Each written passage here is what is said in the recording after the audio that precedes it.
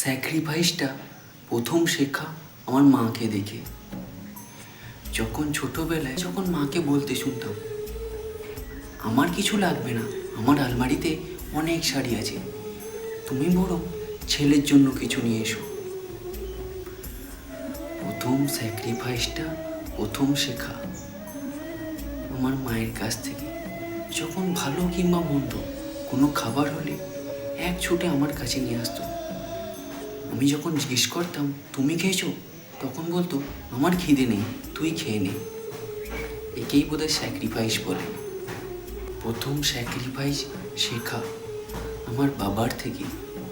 যখন কম রোজগারের সংসার চালাতে হতো বলে ছেঁড়া জুতোয় আলপিন লাগিয়ে মাইলের পর মাইল হেঁটে বাড়ি ফিরত। স্যাক্রিফাইস তখন শিখলাম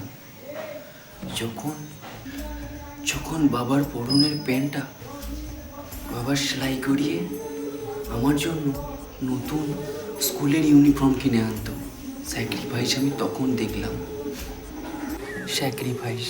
স্যাক্রিফাইস আমি তখন শিখলাম যখন দেখলাম বাবার চোখের চশমাটা ঝাপসা হয়ে যাওয়ার পরেও সেটা না বাগিয়ে আমার টিউশনের মাইনে দিতে।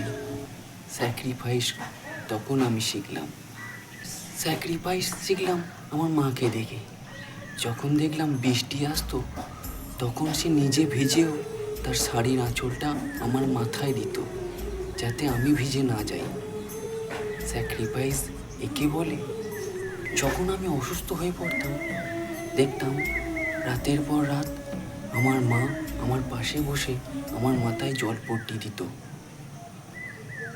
একেই কি স্যাক্রিফাইস বলে? আমার বাবার শরীর খারাপ হলেও আমার যখন শরীর খারাপ হতো, সেই অসুস্থ শরীর নিয়ে বাবা আমাকে নিয়ে এই ডাক্তারখানা ও ডাক্তারখানা ছুটে বেড়াতো। একেই বোধহয় স্যাক্রিফাইস বলে। একজন বাবা তার সন্তানকে মানুষ করার জন্য তার জীবনের সুখ, আনন্দ, বন্ধু বান্ধব সব বিসর্জন দেয়। একেই বোধহয় স্যাক্রিফাইস বলে।